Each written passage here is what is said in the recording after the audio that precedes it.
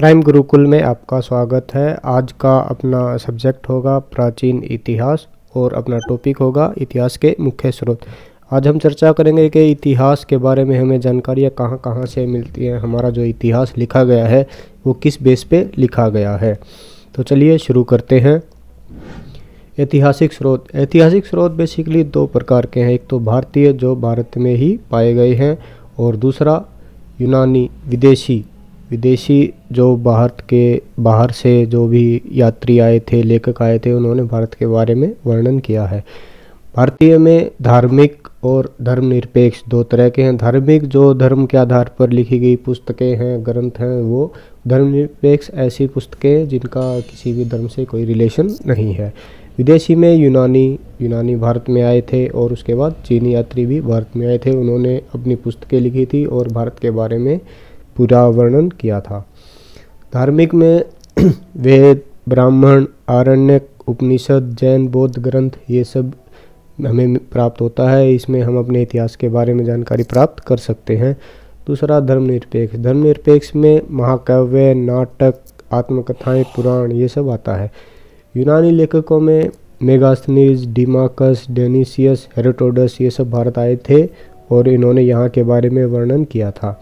चीनी यात्रियों में भी फाहियान, ह्वेनसांग, इत्सिंग आए थे और इन्होंने यहाँ की उस समय राजनीतिक सामाजिक व्यवस्था कैसी थी उसके बारे में पूरा वर्णन किया है। वेद 4 के होते हैं, आप सबको पता है। पुराण 20, उपनिषद 18। प्राचीन भारत का राजनीतिक इतिहास जानना है तो हमें पुराणों को अच्छे से पढ़ लेना चाहिए। उससे हमें प्राचीन भारत का जो भी राजनीतिक इतिहास था उसके बारे में जानकारी मिल जाती है। महाकाव्य जैसे रामायण, महाभारत, इनमें भी प्राचीन इतिहास के बारे में बहुत सी जानकारियाँ हैं।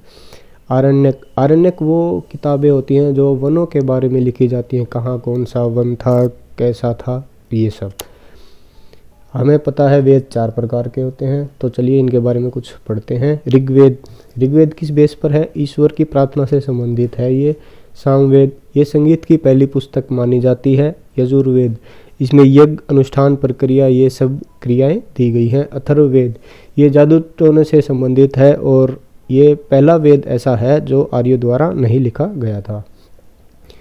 उसके बाद ये कुछ विदेशी लेखक हैं और उनके द्वारा लिखी गई पुस्तकें हैं, और वो किस विषय पर लिखी गई है ये सब है। चलिए इनके बारे में भी पढ़ लेते हैं। मेगास्थनीज ने इंडिका नामक पुस्तक लिखी थी, जिसमें मौर्यों की सामाजिक, आर्थिक, राजनीतिक स्थिति के बारे में वर्णन किया था।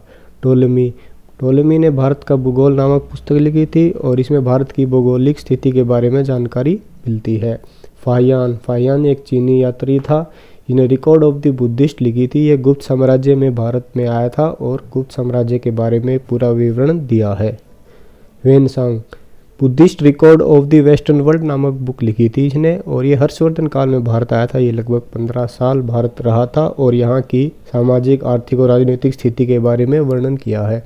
इत्सिंग श्रीगुप्त के समय में भारत आया था और अपनी बुक बुद्ध रिकॉर्ड में इसने श्रीगुप्त के समय के भारत का वर्णन किया है।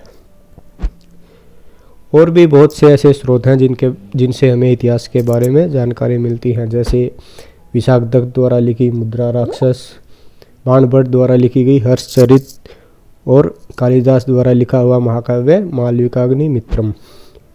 ये कुछ सिक्के हैं, इन पर भी मोहरों पर इन पर भी कुछ ऐसी आकृतियाँ छपी होती हैं या ऐसे नाम लिखे होते हैं जिनके बारे में हमें ये पता चलता है कि किस समय कौन सा राजा था।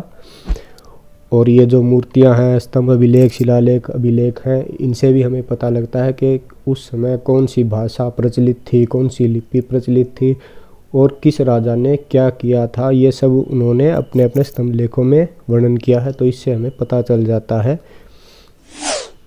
तो आज की वीडियो में इतना ही। ये एक मोटी आकलन था प्राचीन इतिहास के बारे में। इन सब के बारे में आगे डिटेल में पढ़ेंगे नेक्स्ट वीडियोज़ में। आज के लिए इतना ही। सब्सक्राइब करें चैनल को, वीडियो को लाइक करें, कमेंट करें। धन्यवाद।